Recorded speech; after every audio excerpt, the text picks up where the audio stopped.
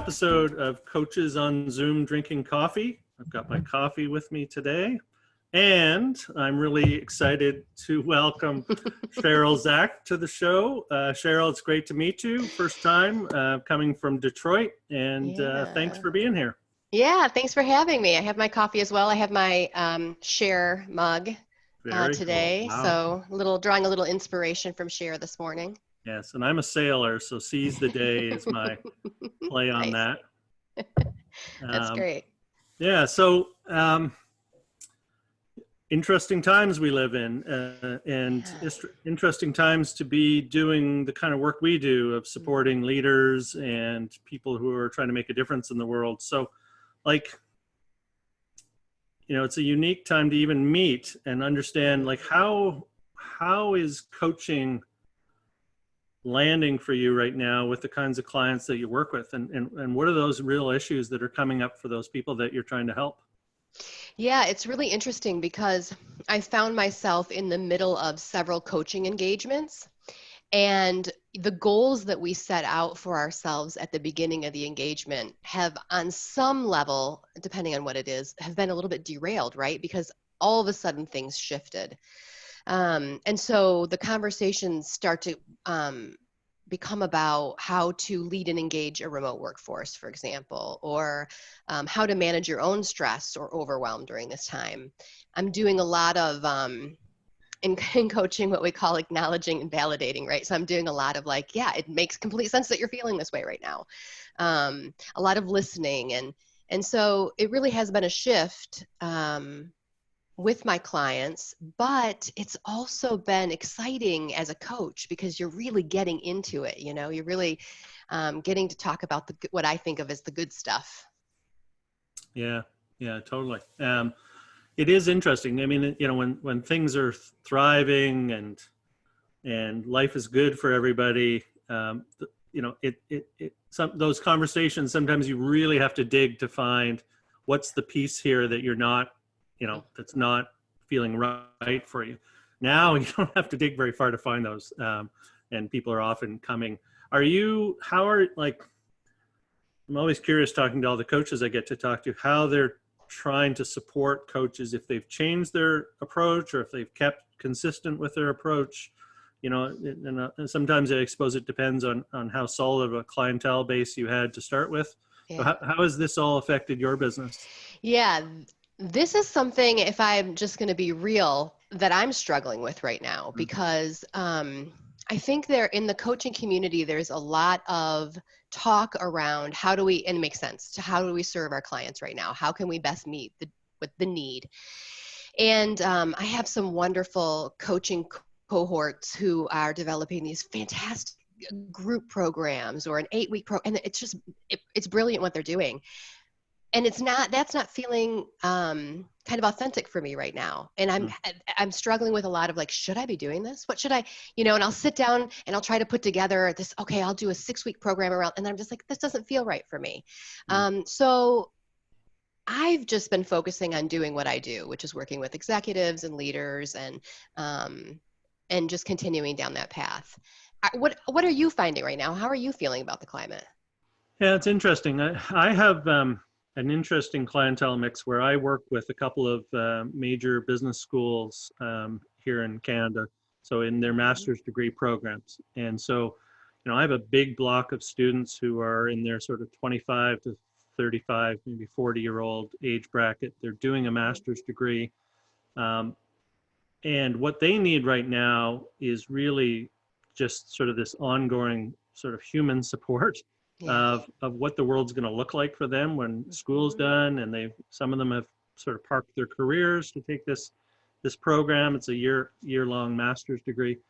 So I haven't really changed the approach. In fact, I'd say I've gone deeper with the clients I already had. So that group of university students, I have daughters that are in university, and what I realized in the conversations was that what they needed right now was actually somebody to help them find a way to get work experience. And so I launched a program, which is a national program now across Canada, which is connecting university and college students with small businesses that are really struggling right now to get through COVID.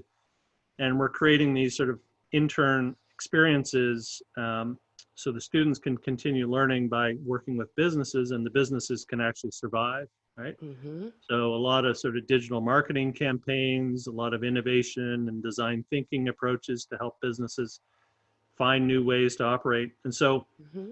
it's allowed me to kind of stay with the core group, and but serve them in much deeper and powerful way. And it's created this whole program, which has somewhat taken over my life, of running a sort of a job matching program for students in small business. But it feels like, much like what you said, it feels like the right place Yeah. to be, Yeah. as opposed to throwing out a bunch of new offerings, which Mm-hmm. don't feel aligned to me. Yeah.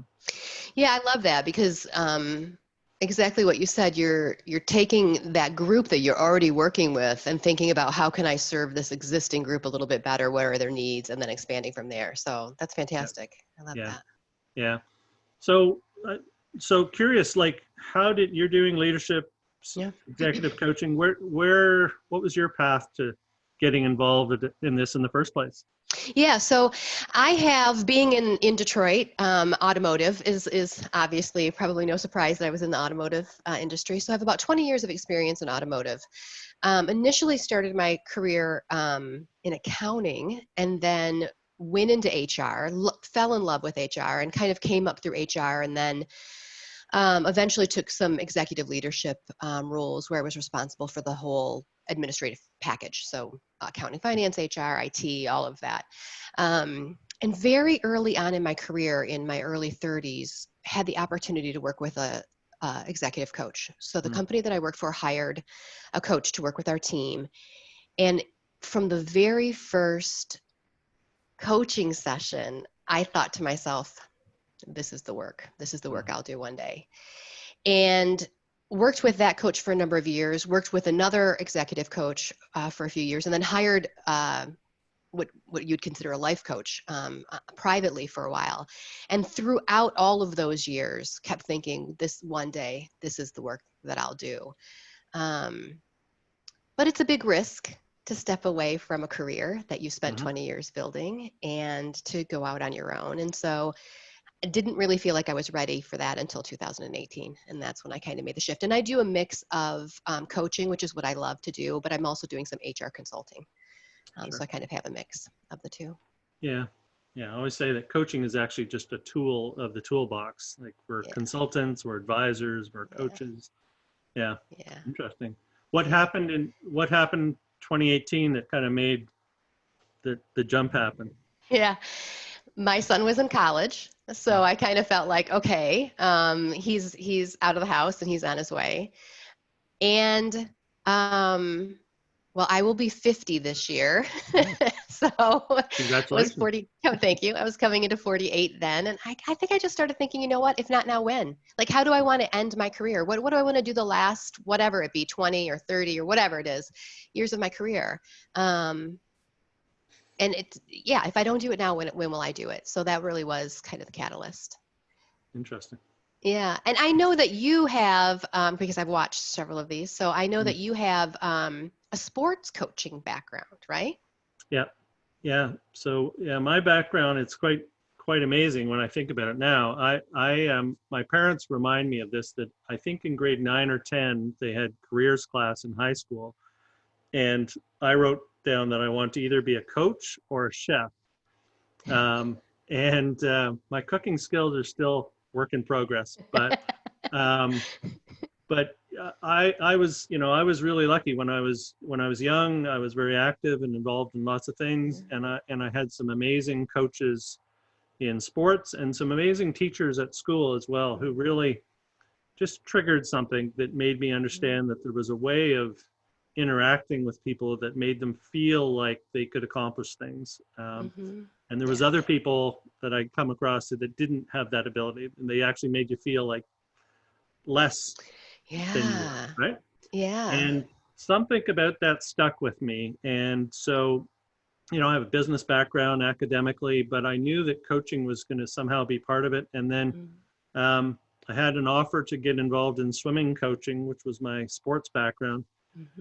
And I was really good at it, and sort of worked my way up through the system and ended up coaching at the national training centers with our Olympic team and traveling the world and doing all that. And, got caught up in that lifestyle, which was great, until it became, I think a second daughter was born, and it was like, okay, that's a lot of time on the road. And, Yeah. so started to make a shift, and started to really enjoy leadership and getting involved in other aspects of sports system.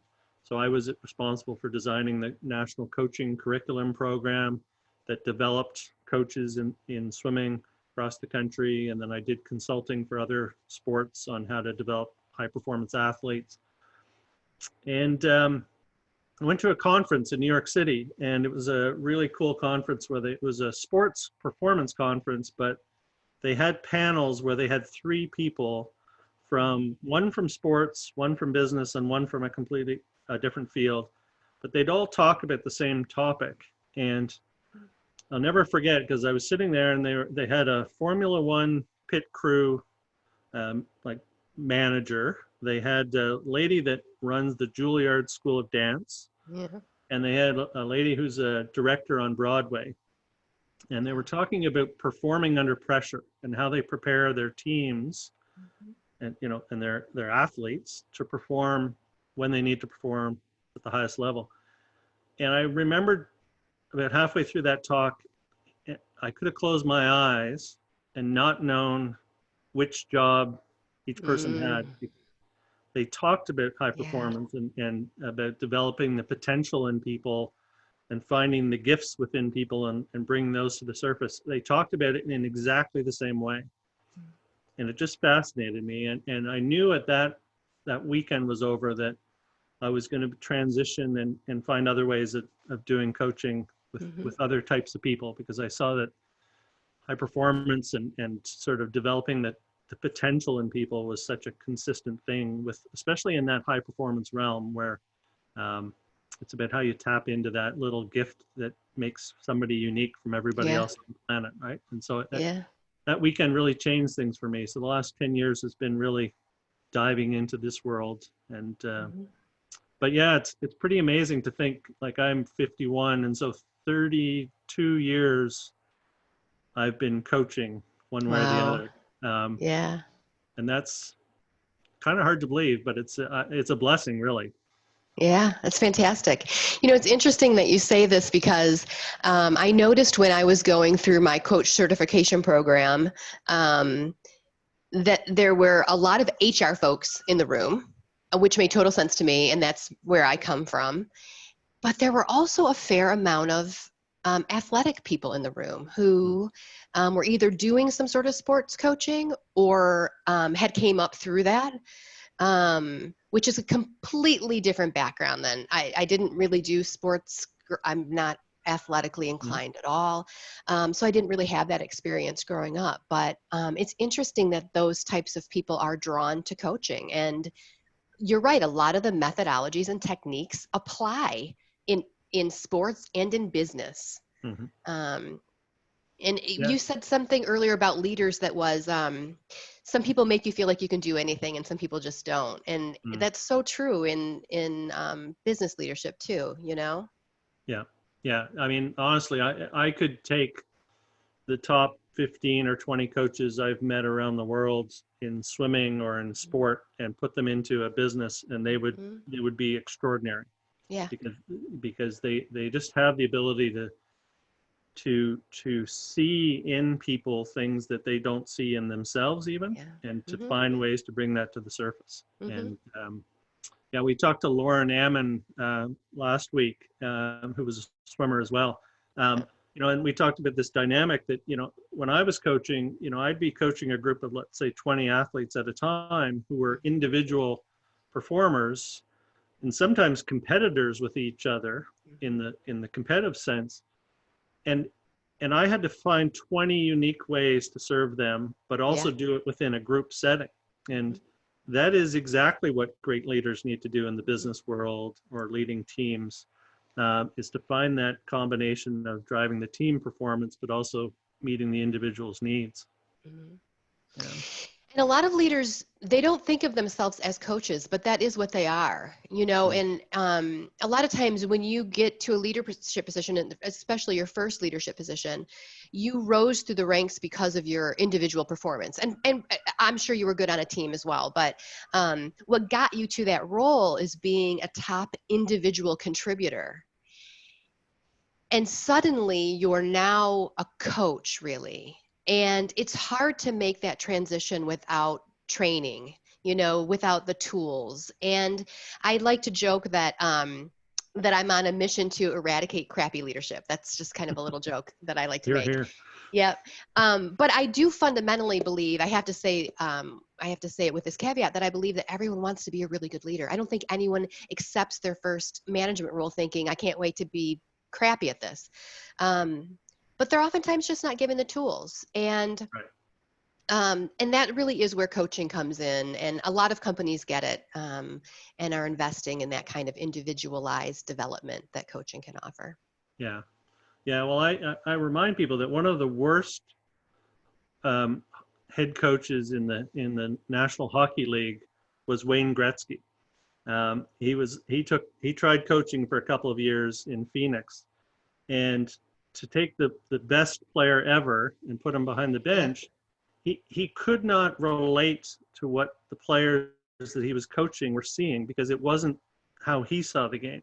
Mm-hmm. Right. And so in sports, and I think in business as well, oftentimes the best leaders are actually not the highest performers. Yes. But they're the people that have those emotional skills and those team building skills and human skills. But in business, we tend to not give those people the promotions to those roles, right? Yeah. And that's where, you know, real organizational leadership comes in, of let's find that talent and let's give them the opportunity to really show their true gifts and support those people who are naturally the high performers at their technical skills. Yeah. So yeah, and that's an interesting shift. And I think there are certainly companies that understand how to do that, but traditionally it's been the high performer just keeps moving up the ladder and is assumed to know how to lead people without any preparation. Yeah. Yeah, absolutely. So obviously with what's going on around us right now, I mean, a big part of leadership is how do you build sort of hope and in the teams that you're leading towards what, you know, their future might look like within a company. Like, are you having those kinds of conversations with the people you work with? Yeah, absolutely. And I think we're talking a lot about acknowledging the uncertainty of the situation. Like, it's okay, because I think leaders often feel like they have to have all the answers, right? And they need to project that they have all the answers, which is not possible. But and I think so, you know, talking a lot about this idea of even a little bit of vulnerability and saying, you know, we don't have all of the answers. There is some uncertainty, and showing that kind of authentic side, which takes some practice to do. And not everyone's willing to do that, but yeah. And I think that alone offers some kind of hope, maybe, you know, if your leader's like, you know what, we're doing the best we can, and there is some uncertainty, but we're going to be in it together. We're going to communicate as much as we can, and those types of things, you know, just being very authentic. Yeah. I don't know if you follow Rich Litvin at all. No. Rich. Yeah, so Rich wrote a book called The Prosperous Coach, which is a great read for any coaches out there. I've heard of it. Yeah. But I saw one of his, he posts some of his coaching sessions on YouTube, and he had a short one last week with a lady who was based, I think she was leading a legal firm. And she was talking about sort of this dilemma of feeling, do I support the business and try to keep the business alive, or do I support my team, right, and all the people? And, you know, I feel like I have to keep the business alive, you know, through this time. And his question to her, which was brilliant, and it was like a 2-minute coaching session, because the question was, why not bring them into that discussion? Yeah. Right? Yeah. Why not let them know that you're struggling with how do we keep this business alive, and let them be part of that, instead of feeling like you have to choose, right? And so I totally, the vulnerability piece, so important right now that nobody has the answers. There's no playbook for this. So to pretend that, that there is, or that, I think is actually going to create mistrust in a lot of ways with your employees. Yeah. Yeah. One of the things that I talk a lot about is this idea of creating a sense of belonging. So I sometimes say to organizations, instead of focusing on culture, focus on belonging, and the culture will follow. And employees who feel like they belong are far more productive. They're loyal. I mean, there's all kinds of statistics around this idea of belonging, and this is one way to create that sense of belonging, is to have those conversations and to open up about those concerns, and that really engages people far more than trying to keep a distance or act like you know everything. It really creates that kind of we're all in this together. We all belong here. Yeah, absolutely. Amazing. So, what's do you have sort of a plan on where this all goes for you, or we're just going to ride this out and keep serving? And yeah. This is a good question. And this is something that I, as I mentioned, have been struggling with. So I'm trying to focus on the things that I really love doing. So I love writing. I blog on my website, like many of us do. I write for Forbes. And so I'm focusing a lot on the writing. I'm taking every opportunity that comes my way to do these types of things because this is really energizing to me. I'll end this call with you just feeling like, I'm ready to go. And just engaging with my clients and new clients and things like that. For me, that's what's feeling right now, just to kind of continue down that path. It's a little slower than I thought it would be right now, but just kind of following that path. Yeah. It's funny. I get asked by a lot of people, like, how are you holding up? And I'm like, actually, I feel really great. Like I have a nicely balanced, I don't know, maybe not balanced, but I have a routine that keeps me, active. I'm working a lot, but all the work is really serving people and helping people feel more certainty in their own lives. And I suppose in doing that, it kind of provides me the same. I mean, that was always the gift that coaching was, is if you're helping enough people feel like they've got a positive future and a positive outlook, it kind of brings the same thing to you as the coach. Absolutely. And absolutely.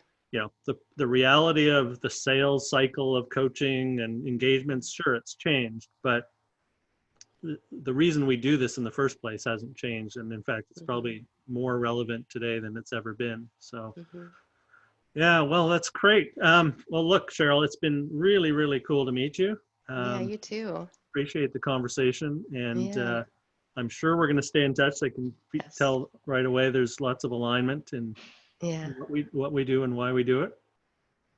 So thanks. And I look forward to seeing where you go in the future. Yeah, thanks so much for chatting with me this morning. It was a lot of fun. I really enjoyed it. Absolutely, me too. Take care. All right, bye-bye. Bye-bye.